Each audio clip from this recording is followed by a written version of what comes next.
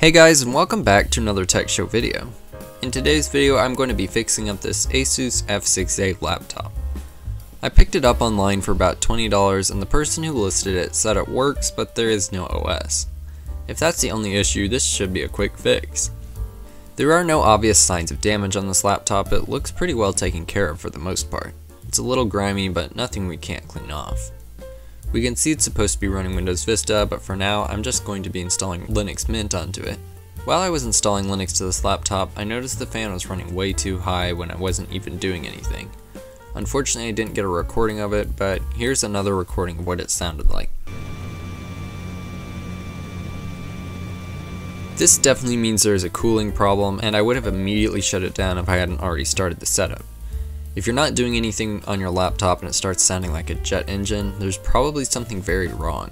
And if it's full of dust or pet fur, it could become a fire hazard. So as soon as the Linux Mint installation was finished, I quickly shut down the laptop and opened it up, expecting to find a carpet of dust clogging the fan. Instead, in the laptop's heatsink and fan, I found a lot of this strange black soot-like stuff. The camera didn't capture it well, but there was a lot of it in there. I could see that there was a little dust, but definitely not enough to turn my laptop into a jet. So what's going on here? Well, after a little research I found out that this black stuff is iron oxide, which is created in air conditioning units when a motor belt inside the unit gets out of alignment. This dust is a combination of rubber from the worn motor belt and iron oxide from the eroded pulley. When enough of this dust collects in the unit, it can get distributed through the system and even make its way into the airstream, blowing this dust into your house.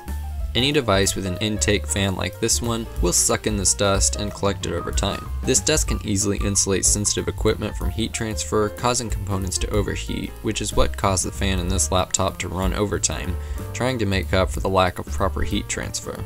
Apparently this iron oxide dust can cause all kinds of other issues as well, so I made sure to thoroughly blow out the fan and clean any parts that could have been affected. After putting it back together, I powered on the laptop and no more of that crazy loud fan. It's actually a pretty quiet laptop when it's not full of iron oxide dust. I think that it made it run faster as well, and definitely much cooler. It takes a little while to boot since it's got a traditional old mechanical hard drive. I might eventually upgrade it to an SSD, but right now it's good enough. Now let's take a look at the specs of this laptop. We've got a 64-bit Intel Core 2 Duo running at 2 GHz, 4 gigs of RAM, and a 250 GB hard drive.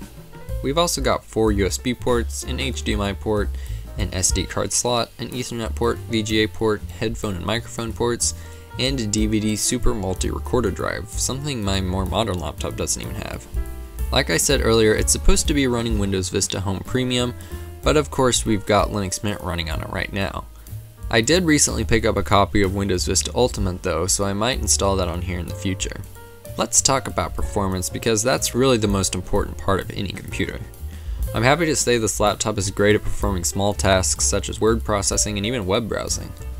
This laptop is responsive enough that even with a lot of tabs open, it's definitely functional. Gaming on the other hand was surprisingly slow. Not that I expected this to be a gaming laptop at all, but even Minetest, a free Minecraft style game, had trouble on low render distances. And Super Tux Kart, a free Mario Kart style game, barely played at all and alerted me that I had a very out-of-date graphics driver. I'm beginning to think that some Linux drivers just don't play well with this laptop. Some computers just don't like Linux, and it seems like this one doesn't agree with Linux's graphics drivers. That being the case, this computer might just run better with Windows, although there is of course no guarantee. Besides gaming though, this laptop is just fine with Linux, and it would be perfect for someone who needs a budget laptop that does all the basic stuff.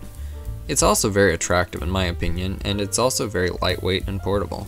So now that we know that it works, let's get to cleaning the outside of this thing, because while it's not filthy, it definitely needs a cleaning. And even if it didn't look dirty, it's always best to clean anything you buy pre-owned. First, a thorough disinfection, and the best way to do this is by using a microfiber cloth, not paper towel.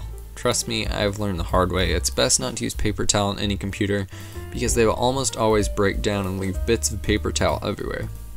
Next we need to clean all the crevices where the dirt tends to build up. I also use some canned air to blow out all of the ports around the laptop. SD card slots especially tend to collect dust and other stuff that shouldn't be in there. I guess that's why they make those dummy cards, but this laptop didn't have one, so yeah, it was pretty dusty in there. Another thing that needed a little help was this foot. Part of the plastic was cracked off, and while it doesn't really make much of a difference as far as functionality goes, it's an easy fix and I just don't like knowing it's broken. So I fixed it with some glue. And yeah, it's looking a whole lot better. That's about all I can do to clean up this laptop. Let me know in the comments if you want to see a video of me installing Windows Vista on here, or maybe even eventually Windows 7 or Windows 10. Thanks so much for watching this video, I really appreciate your support. If you did like this video, it'd be awesome if you could leave a like, comment, and subscribe. Thanks again, and I'll see you in the next video.